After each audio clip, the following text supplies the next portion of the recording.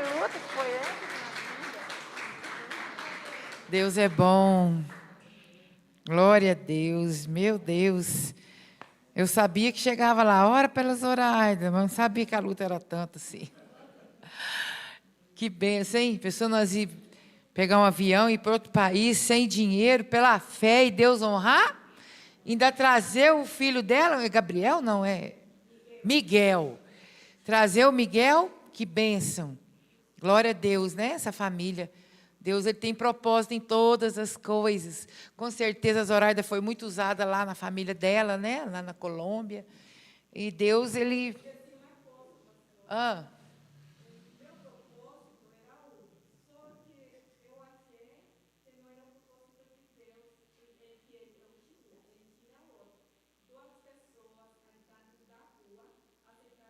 Glória a Deus. Amém.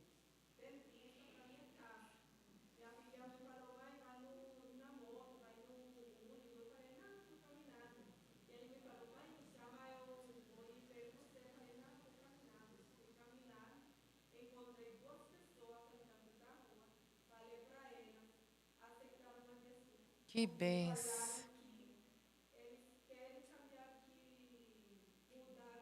De vida. Amém, amém. Que benção, que ousadia, isso aí. Glória a Deus, Zoraida. Deus abençoe, que você continue nessa ousadia, nessa fé, né? A Ivete te impulsionando. Se você não tiver fé, a Ivete tem por você. Tem um ditado: quem tem amigo não precisa de dinheiro, aí, ó. Literalmente. Glória a Deus, amém, gente? Nossa, o pastor Elis tem falado muito sobre famílias, né? E eu queria dar uma breve palavra a respeito disso. Queria que vocês abrissem para mim, em Salmos 13. Eu vou estar tentando ser breve,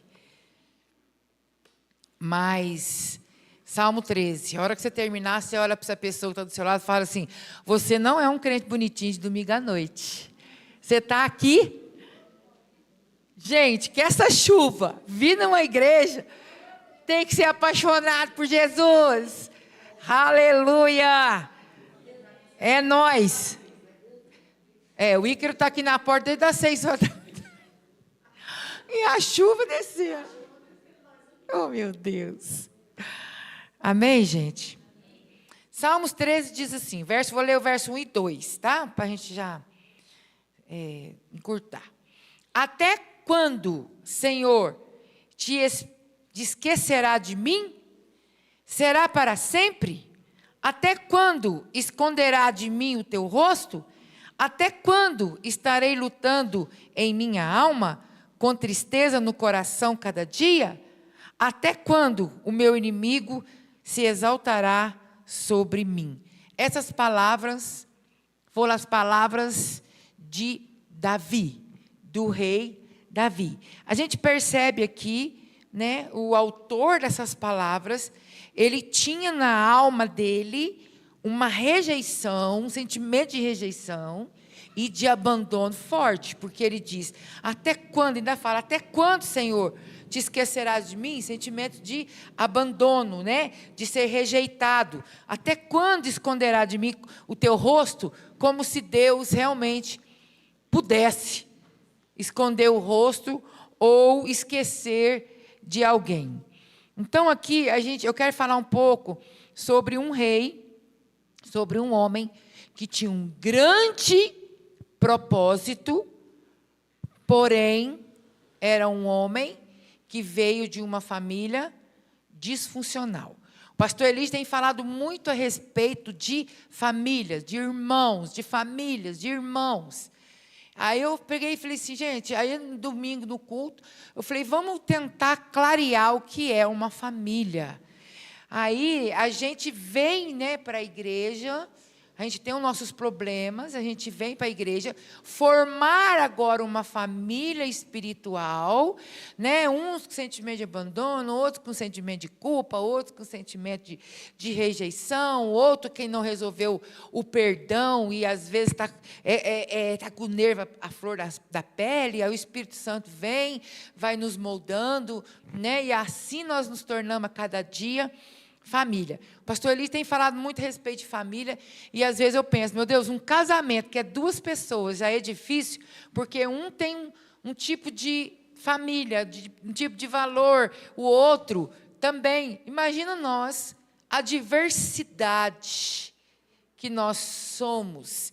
Mesmo assim, Deus ainda crê e espera de nós, como igreja, sermos uma família. Irmãos que tenham amor. Então, o Davi, em Samuel 16, abre para mim, Samuel 16, versos 10. Samuel,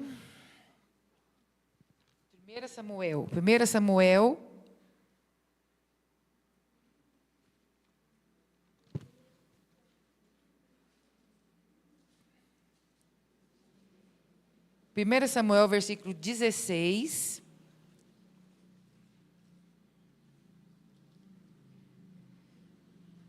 Dez a 13.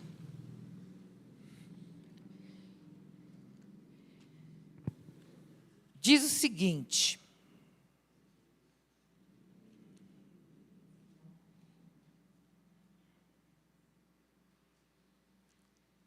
assim fez passar Jessé os seus 7 filhos diante de Samuel. Porém Samuel disse a Jessé: o Senhor não escolheu estes.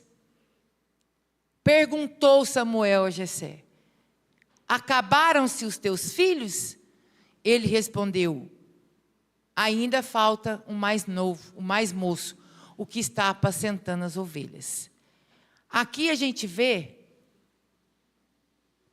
que Deus ele tinha falado para o profeta que da casa de Jessé sairia o rei de Israel. Então ele vai lá, fala para Jessé: eu preciso de conhecer os seus filhos um a um. E veio os mais bonitos. Então a Bíblia diz ali que passou os 7 filhos dele. O que me chamou a atenção é que não é Jessé falar: não, peraí, tem mais um. Não. Precisou do profeta, coloca lá de novo, o profeta perguntar para o pai: ué, mas você não tem mais filho? Porque Deus falou que ia sair dessa casa, da sua casa. Perguntou Samuel a Jessé: acabaram-se os seus filhos? Não era para Jessé falar: não, peraí, ainda tem mais um.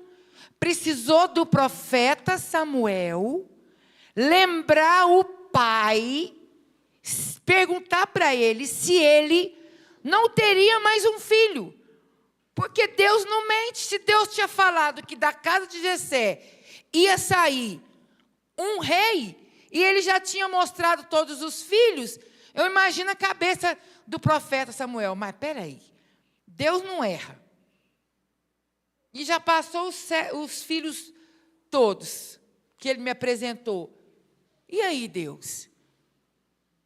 Com certeza o Espírito Santo pergunta para ele se ele não tem mais um. Então, daí nasce, né, desse tipo de situação, nasce no coração de Davi esse sentimento que ele descreveu muito bem lá em Salmos 13, de abandono e de rejeição. Mas e aí? Por quê? Vamos abrir agora em Ruth, para nós estar entendendo da onde que saiu Ruth 4, 13, 17.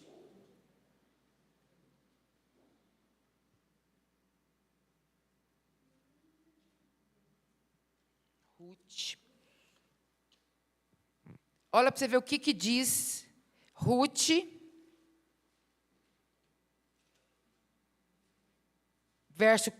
capítulo 4. Vou ler o 16 e o 17 só, para a gente encurtar. Noemi, e vou explicar para você.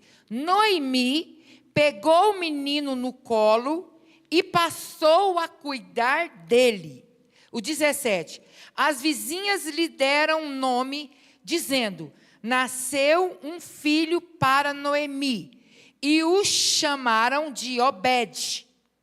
Este veio a ser pai de Jessé, pai de Davi. Então, Ruth, todo mundo conhece a história de Ruth. Ruth, ela perde o seu marido, ela casa de novo com o Boaz, e desse casamento de Ruth e de Boaz, Deus gerou um filho na vida da Ruth. Noemi era, vamos dizer, ex-sogra de Ruth, porque Noemi era sogra por aquele marido que tinha morrido de Ruth. Aí ela tem esse filho com Boaz, e ela pega esse filho, que aí é o que nós lemos aqui no versículo 16. Ela pega o filho Obed, que o nome dele era Obed, e dá para Noemi criar. Então, Obed foi criado pela vó, no lugar de vó. Então, a gente já vê aqui uma família disfuncional, porque um filho tem que ser criado pelo pai, tem que ser cuidado, tem que ser criado, tem que ser produzir nele ali o caráter, o pai e a mãe. Mas aqui na Bíblia está claro que Noemi, para agradar a Ruth, para agradar a sua ex-sogra, Noemi, ela dá o filho Obed para ela cuidar. Então ficou um menino sem referência de pai.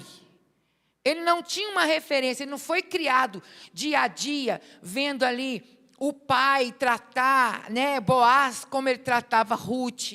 Ele não foi corrigido por um pai, ele não teve o amor de um pai.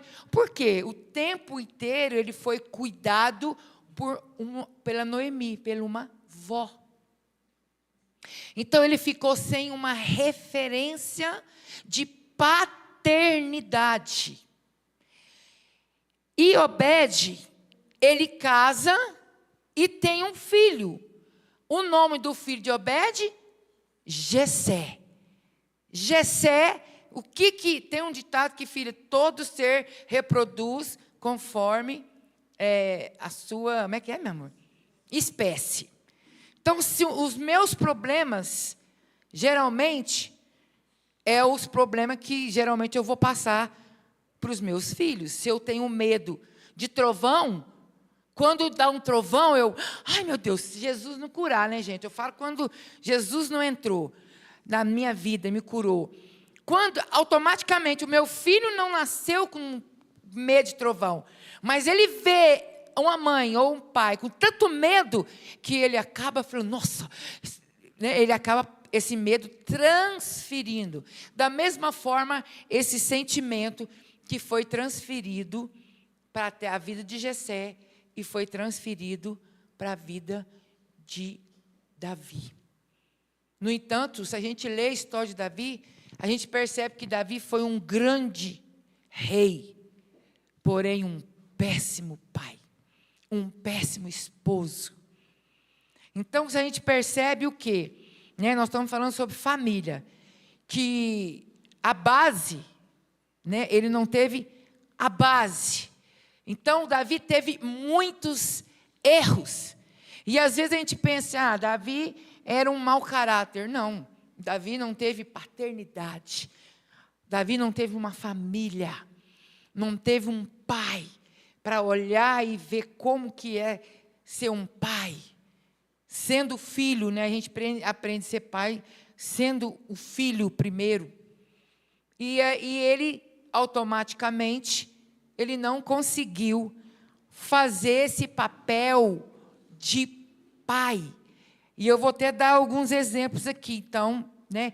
Mas primeiro eu quero dizer uma coisa para você. A pior coisa que pode acontecer numa família é quando o pai não é um pai, quando a mãe não é a mãe, e quando os filhos não são filhos. Inversão. Eu acredito que a maioria dos problemas familiares, eles ocorrem, a maioria, porque o pai não é pai, a mãe não é uma mãe, às vezes a mãe quer ser o pai, aí com isso o pai acaba que acomoda e solta as rédeas.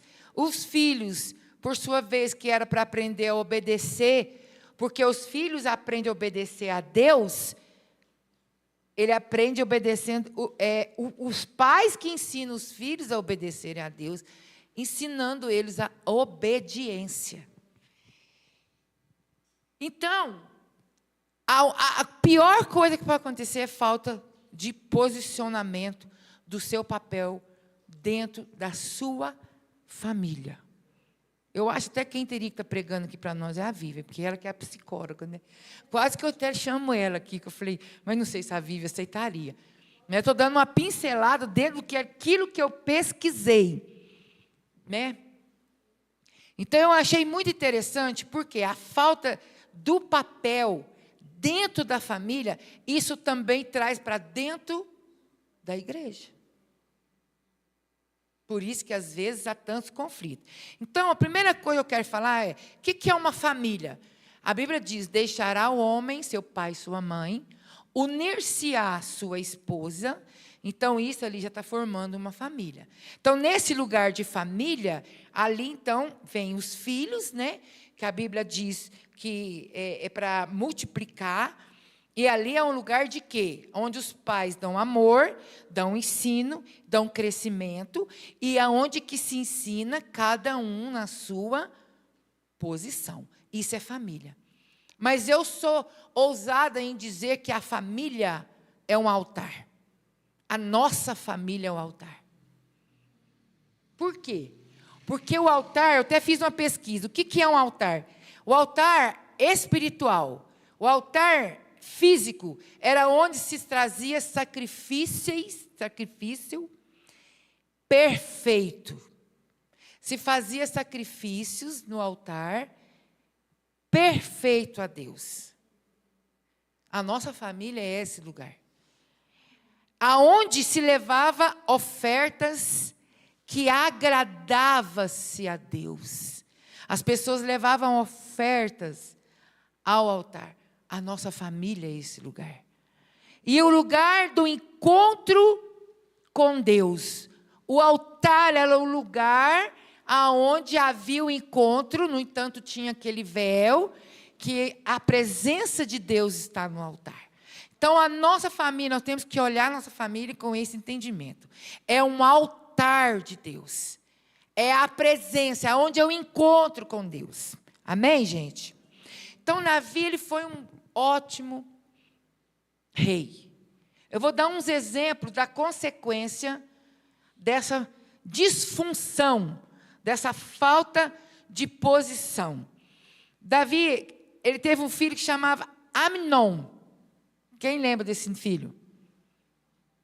Os mais antigos na fé. Amnon era um filho de Davi que estuprou a própria irmã. Ele teve um filho que chamava, a Bíblia fala assim, que Davi teve mais de 20 filhos. Davi teve um filho que chamava Absalão. Ele, depois que Amnon fez isso com a irmã, ele mandou matar o irmão, e ele também quis roubar o trono de Davi, do próprio pai. Olha a família.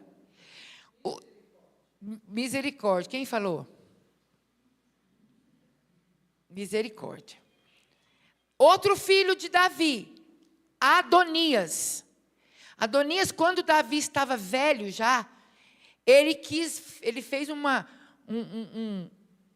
mover ali, que ele queria roubar o trono do pai dele, quando ele era velho. Já está velho mesmo, vamos lá, vamos tomar esse trono. Então, foi a consequência dessa disfunção de papel, ela traz muitos mal para a família. Então, vamos trazer agora para a nossa igreja. Nós temos, nossos pastores, nós temos os nossos líderes, nós temos nossos líderes de célula, pastor, depois tem os diáconos. Na falta do pastor, a família espiritual, temos o bispo, temos os pastores, temos os diáconos, temos os líderes de célula, e temos a igreja, que seria os filhos.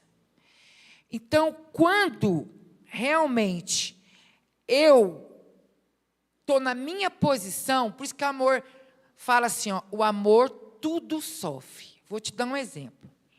Porque às vezes você fala assim, o amor tudo sofre, então eu tenho que me sacrificar para mim fazer um filho meu feliz.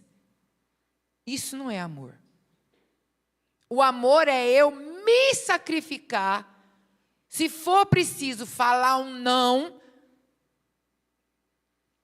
o amor faz isso. Tudo sofre.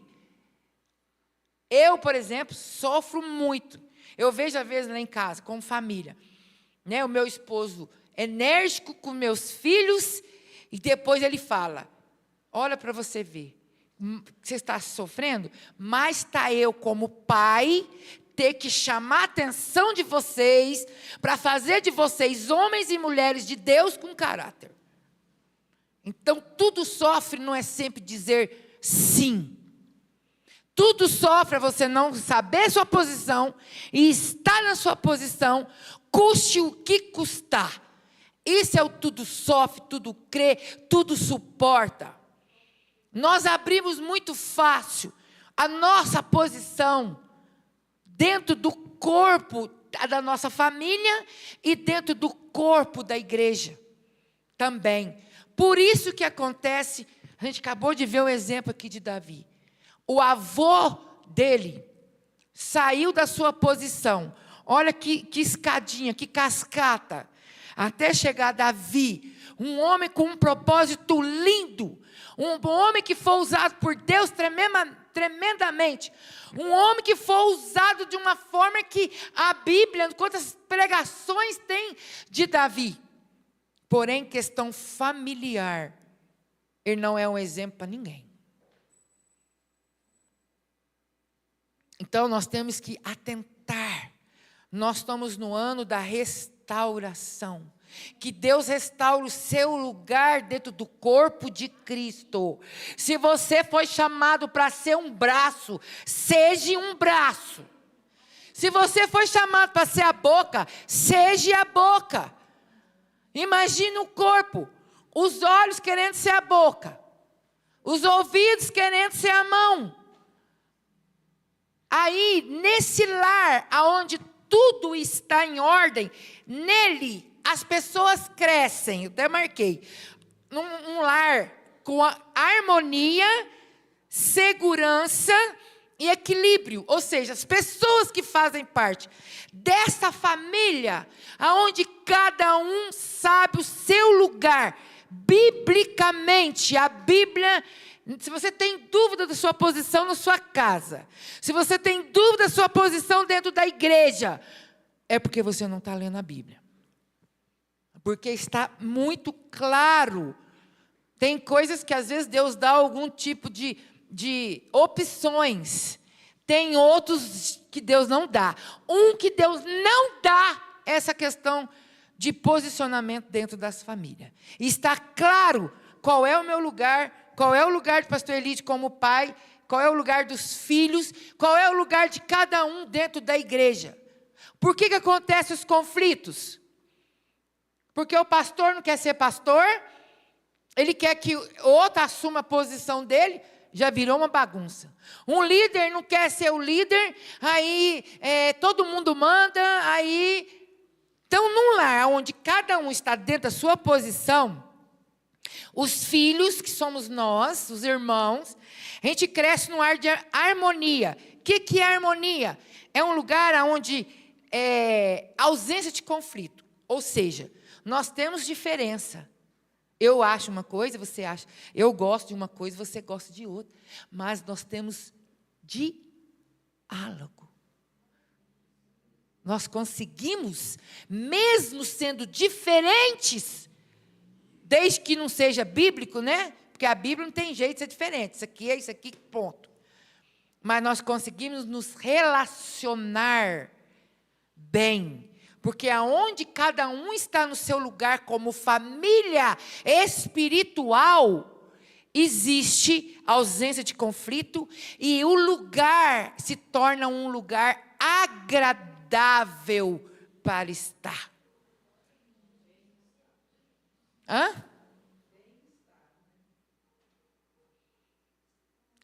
É um lugar que eu tenho prazer de estar. Ontem, o pastor ele deu uma célula, eu estava conversando com a Silvana, ela estava falando, ela está assim, apaixonada em célula, né, Silvana? Falei, isso é célula. Como ela mora em Campestre, ela falou assim, nossa, pastor, que benção, que benção. Falei, é isso, célula é isso. Diz que ficaram até 11 horas da noite na casa da mãe dela. Por quê? Mesa, conversa, diálogo, irmandade, sabe? Comunhão, diálogo. Gente, isso é de Deus demais. E quando cada um está, é natural. Quando cada um está na sua posição, isso se torna algo natural. A segunda coisa, segurança. É um lugar seguro. Eu posso dormir que eu sei que a casa vai estar fechada. Que ele vai fechar. Eu durmo em paz, é um lugar seguro. Eu sei que ele está na posição dele. Então, eu tenho que fazer, cumprir o meu papel, não me preocupar às vezes com ele, porque ele está bem no dele, eu preocupo em fazer o meu papel bem. Isso traz o quê? Segurança. O sentimento de estar protegida. Esse nosso meio, igreja, quando nós estarmos, lembrar da nossa igreja é um lugar de proteção. Eu me sinto seguro na igreja, eu me sinto protegido, porque é um ambiente onde a família é funcional, dá automaticamente esse tipo de sentimento. Entende isso, igreja? Equilíbrio. Traz capacidade, onde a família é funcional, cada um no seu lugar, traz a capacidade de mim mesma gerenciar as minhas emoções. Quando eu estou numa família, que em nome de Jesus é a Vivar, Batista Vivar, e na minha casa também, esse lugar me dá as bases emocionais, o qual eu consigo. Eu estou nervosa, estressada, mas eu consigo dominar a minha boca. Eu consigo dominar as minhas atitudes. Outra coisa, traz decisões mais assertivas. Num ambiente, numa igreja, numa família espiritual, onde cada um está bem na sua posição, eu consigo acertar mais nas minhas decisões. Por quê? Porque a minha mente está em ordem. Eu consigo raciocinar de uma forma clara.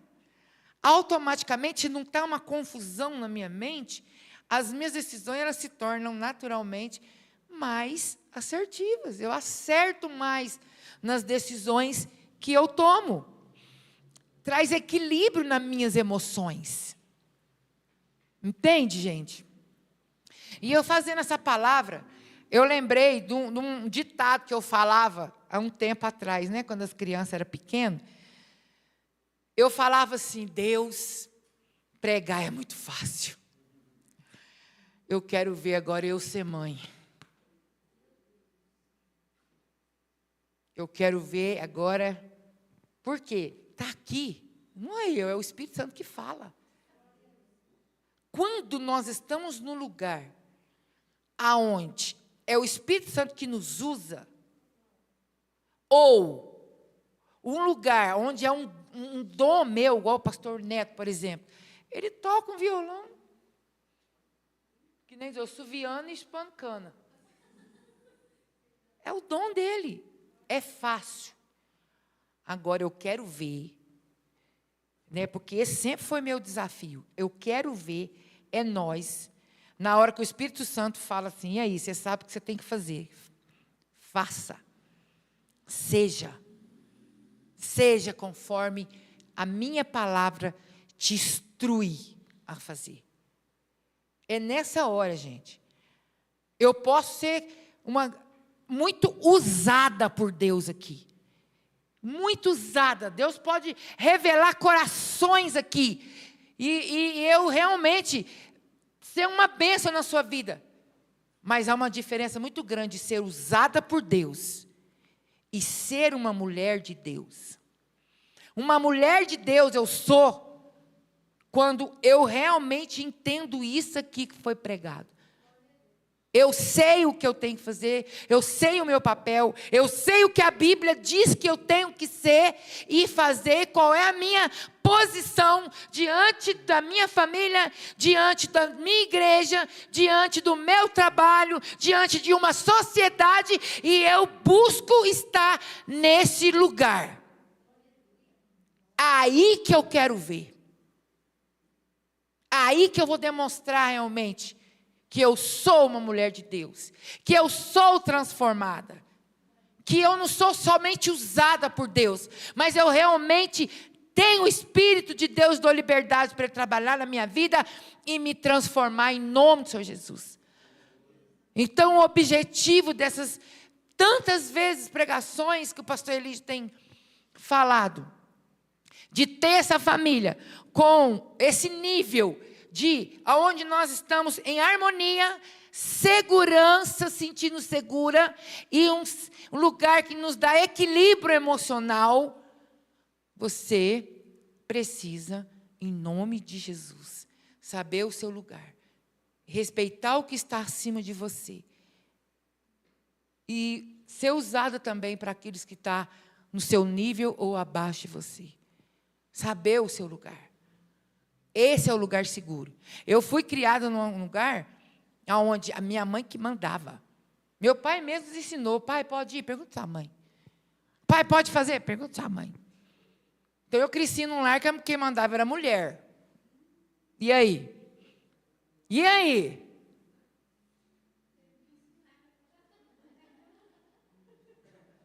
Parecia que estava tudo certo. De repente, eu vejo na Bíblia que não é bem assim. E agora? Deus teve que vir com o prumo dele e me colocar no prumo dele. E eu permiti. Sabe por quê? Eu não quero gerar uma família disfuncional. Eu quero filhos tanto de sangue quanto espiritual, crescendo na meio de harmonia, de segurança e dando equilíbrio para você. Esse é o nosso objetivo como pastores desta igreja. Então você precisa, realmente, esse ano é um ano de Deus vai restaurar. Eu já estou vendo Deus trazer pessoas que antes estavam escondidinho, despontando como líder. Eu estou assim, apaixonada por Deus. Descobrindo o seu dom, o seu talento, está ardendo, está queimando dentro dele, dela, né? De querer realmente cumprir um propósito. E que você encontre esse lugar. Em nome de Jesus. Porque o nosso papel como pais espirituais é fazer vocês crescer. Eu falo uma coisa e não que nem diz o pastor ali, não é utopia, mas é uma verdade. Gente, vocês vão ser muito melhor. Eu falo por mim. A Zoraida veio aqui e falou do testemunho dela. Eu falei, uau! Quantas pessoas pegam o microfone e fala? Gente, vou contar só um testemunho rapidinho. Eu converti na Quadrangular. Jovem. O líder, eu ia no culto de jovens. O líder de jovens falou assim para mim um dia, Sinara, qualquer hora num culto aí, eu vou pôr você para dar o testemunho. E eu falei, não, você não faz isso não, porque eu não consigo. Não, eu vou te chamar. Eu falei para ele, não faz isso, porque eu não consigo.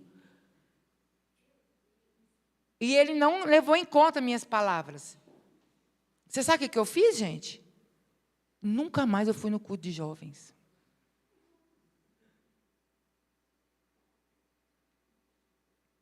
Quando nós casamos, fomos para o ministério, o pastor ele falou assim, Sinara, abre o culto. Eu falei, eu não consigo, não, amor, não dá. Não, abre o culto, é só você pega o microfone. Vocês acham que eu consegui? Do mesmo jeito que eu peguei o microfone, eu entreguei o microfone. Eu não consegui. Vocês vão ser muito melhor do que nós. Gente, esse é o nosso objetivo. A gente quer, sabe o quê? Esse ano, Deus restaurando tão forte essa família espiritual, esse lugar de harmonia, de segurança, em qual vai dar para nós equilíbrio, que eu e o pastor Elite só vamos ali sentar, e vocês vão estar aqui no culto fazendo, nós vamos estar só ajudando vocês. Líder de célula, bispo, nós estamos tanto líder lá, vamos abrir igrejas em bairros.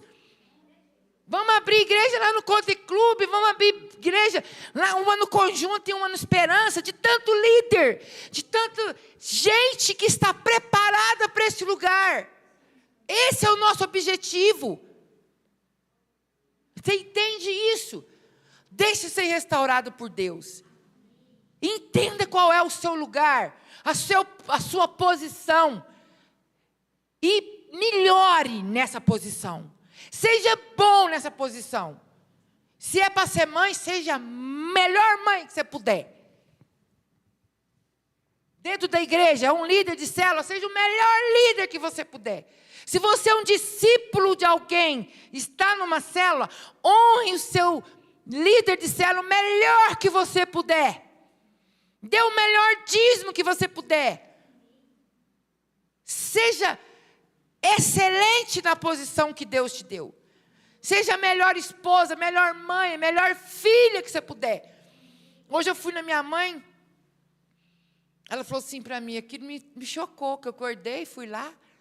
Ela falou assim para mim, nossa filha, você é fera. Eu falei, como assim? Porque hoje foi um dia de muitas mensagens, né, por causa do encontro, e eu fui lá faxinar a casa dela, que minha mãe é fissurada com limpeza. Tem 79 anos, mas, nossa, você quer ver a nervosa deixar a casa suja. Aí foi eu e minha irmã lá, aí ela fala para mim, você trabalha, você tem a igreja para cuidar, você tem a sua casa para cuidar, e você acha tempo para vir cuidar, limpar a minha casa. Falei, nossa, gente, aquilo foi bom para a minha alma. Você está vendo quando você está num lugar, até a sua autoestima levanta? Que eu peguei e falei assim, gente, será que eu sou isso tudo? Mas é mesmo, eu trabalho forte. Aí eu falei, uai, gente, até que, né, verdade. Ela falou, você ainda acha tempo para cuidar de mim. Eu fui hoje, segunda-feira eu fui de novo. A gente tenta dar todo o respaldo, né? Como filha. Por quê? Eu sou mãe, mas eu também sou filha. O que adianta eu ser uma excelente mãe se eu sou uma péssima filha? Minha mãe está com 79 anos. Com a mente já um pouco, né? Esquecida. Não, mas eu sou a melhor mãe, sou a melhor pastora. Aí um dia minha mãe vai vir aqui dar o testemunho da filha que ela teve.